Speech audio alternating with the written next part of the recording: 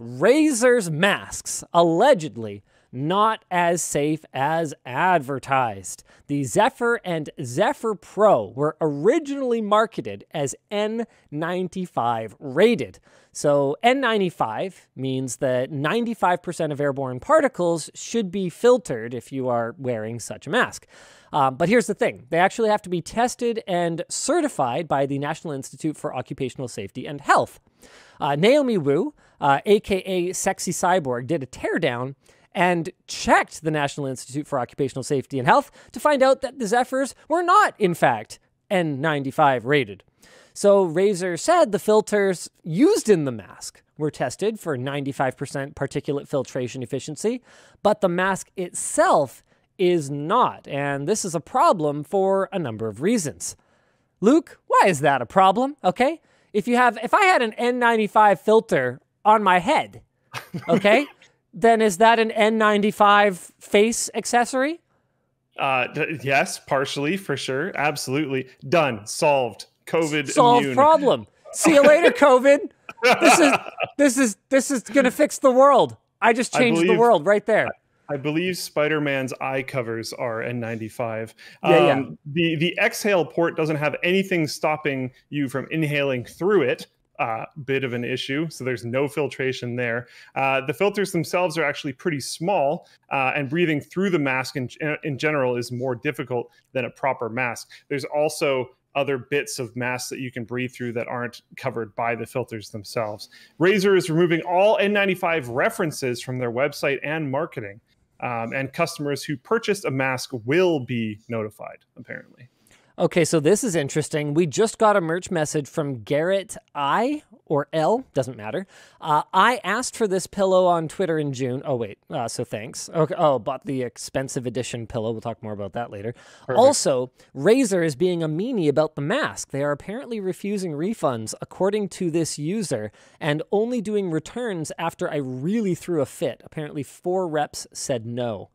So that is all allegedly at this time because I have no way of verifying that. But if true, that is not cool right now. If you pull the rug out from under your users in terms of the features or functionality of a product, if it's misleadingly labeled, you need to step up, do the right thing, and accept the returns for it, right? Like if you don't like that, then you shouldn't advertise it incorrectly. I don't know. This is not. Do you know if there's anyone in the office that has purchased one? I doubt it. Because doing a secret shopper thing where you try to return it would be pretty interesting. It would be interesting. I mean, honestly, this is a story I feel like has been long enough that I think I'm just not going to worry about telling it. I don't care anymore. Honestly, I'm at a point in my career where I just don't really give anymore. So, this is not the first time that Razer has misled anybody. You know, they are not exactly known for being 100% forthright about the materials that they're using in their products. I mean, I had an incident where I'm not going to name any names, but a high-ranking Razer executive who I used to communicate with fairly regularly misled me about the origin of the Razer switches in their original mechanical keyboards that had Razer switches. I was told, maybe not to my face, since technically it was a phone call, but I was told flat out in no uncertain terms that Razer had engineered their own switches. And it's one of those things where, you know, as an enthusiast and as a skeptic, as a lifelong skeptic, maybe I wasn't a cynic yet, but definitely a skeptic at that point. Now I'm a cynic. I smelled BS, and, you know, there were a lot of signs that Razer had not, in fact, invented their own keyboard switch. Like, say, for example, the fact that they had completely recycled wholesale the diagram from Cherry's website showing how the plunger mechanism worked in the switch. I mean, you remember that, Luke? Do you remember that? Yeah. It was ridiculous. And no matter how many times I prodded and pressed, this individual insisted that they had researched and developed their own switches. And I went, I don't believe you. And so what I did is, in the video that we ultimately made about that keyboard, I basically I actually don't remember exactly what I said, because I was torn. I was either going to say they're Kaiwa switches, which ultimately is what they ended up being, or I was just going to say they're Razer switches. They're a Cherry clone. They're being manufactured by someone else, obviously, other than Cherry, because Cherry would not even consider putting Razer branding on their switches. Get real.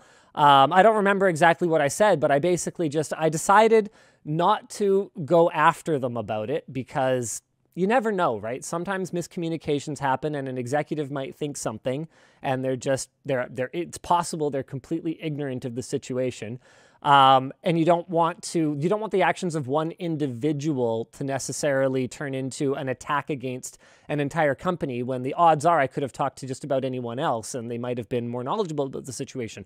The point is that misunderstandings can happen, and I had decided at that time to give the benefit of the doubt. But, seeing this situation now, I'm kind of looking at it going, once is potentially a fluke.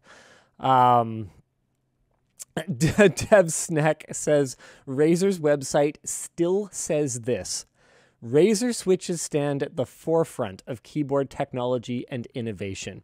Since creating our own mechanical gaming switches in 2014, we have continued to refine and design a variety of switches to suit every gamer and his needs.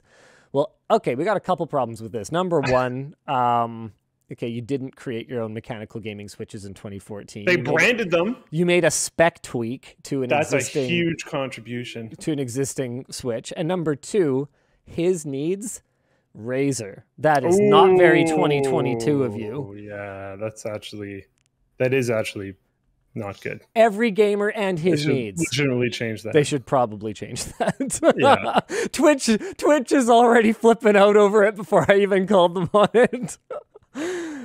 Oh no. Oh no, Rod from BS Mods. Yikes, girl gamers. ...